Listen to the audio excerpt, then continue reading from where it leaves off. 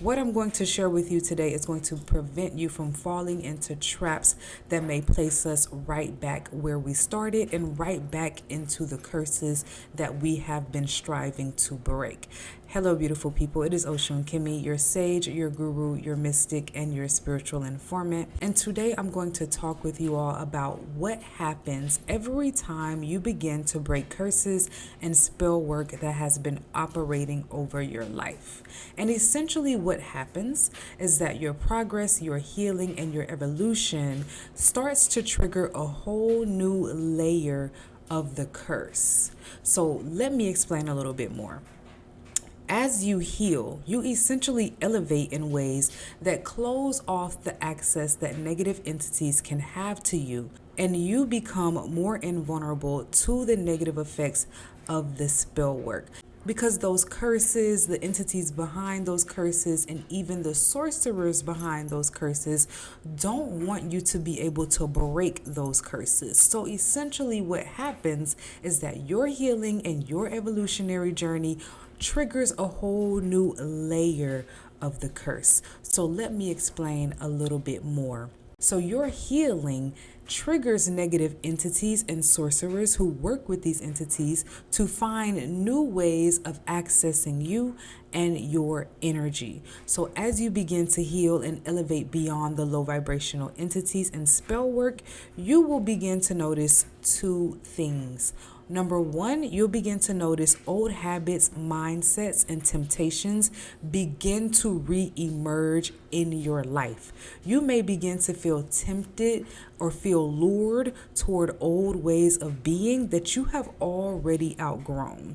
And this is because low vibrational entities and low vibrational magic can only affect us when we ourselves are a low vibrational match to that energy. So in order to regain access to you, old temptations that place you into lower vibrations will arise or return to your life. So let's say that maybe you haven't drank, smoked, or clubbed in a while, and lately you have been feeling a bit of an itch to do so. Old memories of who you used to be could be resurfacing. You could even be feeling nostalgic about the ways you used to be, the people you used to hang around, or the places that you used to be able to go to. You may start to feel bored with your spiritual walk, feeling like it's not as exciting as the life you used to live. Maybe even that it's not as free as the life you used to live. And I want you, when you begin to start feeling this ways, or if you begin to start feeling this ways, please clock this for the lie that it is, because many of us end up in the intense levels of spiritual warfare that we end up in precisely because of the lives we used to live. And so we essentially ended up in intense levels of spiritual warfare because we were not on top of our spiritual development. We were not taking our spiritual walk and evolution seriously. So when we start to feel tempted by our old life, it's important to remember that we've already been down that road before and we know where it leads to. We know that low vibrational living keeps us away from our true destinies, our true spiritual alignment, and our true spiritual power. What we don't know, on the other hand, or what we are still discovering, is just how magnificent our spiritual journey can get as we heal and evolve. So please stay dedicated to the spiritual walk and the spiritual path, even when it feels hard, and even when your old life feels more exciting or tempting than your evolutionary journey that you are on. Now, the second thing that will happen when you begin to break curses that have been operating in your life is that if you are not vulnerable enough to be tempted back into your old ways and your old habits, sorcerers and negative entities will then begin to send in people, usually romantic interests, who are not as spiritually evolved as you are. And so entities and sorcerers will work through that lower vibrational person that has been sent into your life to gain new levels of access to you. And so, as I always say, energy is contagious and knows no boundaries. It's very fluid. And so if you are laying with, marrying, having children by, or spending a lot of time with someone who has not tamed their own demons, then guess what? Those demons will now become yours, and the demons that you sent away as you elevated and you healed will simply attach to that person in order to reattach to you. And the real spiritual tea is that most of the low vibrational people who are being sent into your life already has negative and demonic entity attachments. This is how the entities and the sorcerers are able to work through this person to get access to you. So I've said it once and I will say it again.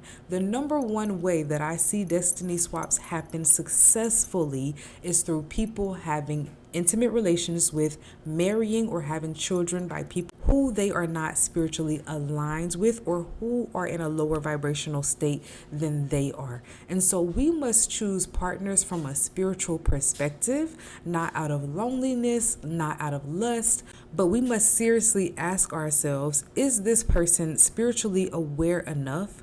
Are they taking their own healing and shadow work journey seriously enough? And do they even know what shadow work is? Do they even know what spirituality is? These are the types of things we have to ask ourselves before connecting with people energetically and spiritually. So when you are on your healing journey, be careful of letting old energies back into your life. And when I say old energy, this is not just old people that have moved away from your life and is trying to come back into your life. No, these are also new people who could still be carrying old negative energies and energetic patterns and habits and behaviors that you have outgrown. So when new people come into your life with old energy, it's important that we do not entertain those people either. Because I have a rule. If someone new that comes into my life reminds me of someone I have already disconnected from, I don't connect with that person, because that familiar energy that you are sensing is the energy of a familiar spirit. And I've talked plenty of times about familiar spirits, so I won't go too deep into it today, but just know familiar spirits will try any way to get back into your life, and they usually do it through people, habits, temptations. Because when an entity begins to lose levels of access to you, it will simply go through other people to get closer to you. Curses and hexes run deep. They affect us on a soul level, especially when we are dealing with situations of destiny swapping, energy harvesting, and generational and past life curses. So the process of dealing with entities has to happen at a soul level as well. So there is some soul level healing that must occur on our spiritual journey in order for us to be able to clear the entity from our aura and from our soul blueprint, from our ancestral lineage and blueprint. And so this could be healing insecurities, childhood traumas, trust issues, anger issues, self-esteem issues, shame, guilt, etc., etc. And if you did not attend our inner child healing meditation, please feel free to watch the replay that is available on the channel, because our meditation, those types of energy clearing meditations that I host, are essential for moving out negative stagnant energy that entities and sorcerers can use to gain access to us and influence our life in negative ways. So breaking curses is always going to be a process, and it is a process that requires your commitment to your own healing journey. So any person who tells you that they can do a magic ritual to break a curse for you is only telling you a half truth, because they may be able to remove some essence of the curse or the spell work, but that curse, that entity, that energy can come right back or be reapplied if the basis of the curse, if the open door that is allowing the curse to stand has not been healed at a deep enough level. Because the way that curses work, I've already made a video about legal authority. Please go back and watch it if you don't know what legal authority is.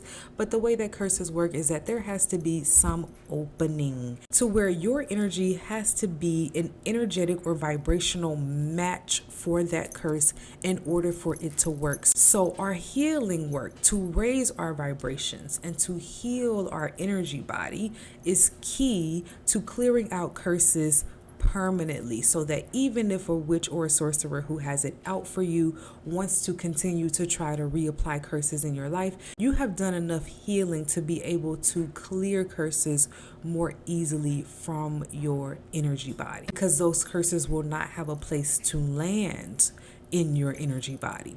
And so this is why the best magic ritual we can do is our healing work, our shadow work, and changing our mindsets and our behaviors. So the healing work and our shadow work is a lifetime journey. It does not end. As long as we are alive, we are meant to be growing, evolving, ascending, and shedding negative energy. So if you would like guidance on your healing journey, please feel free to book a one-on-one reading with me. Past life readings are also now available on the Etsy, and of course the readings on hexes, spiritual gifts, and destinies are available as well. If you would like to deepen your understanding or your spiritual knowledge of magic, this is where I invite you to join us on the Patreon, where we go deep into spiritual topics and rituals. We do shadow work, we do rituals, we meet for workshops, etc., etc. I pray that this video brought you enlightenment. May peace and blessings be forever upon you. Ashe.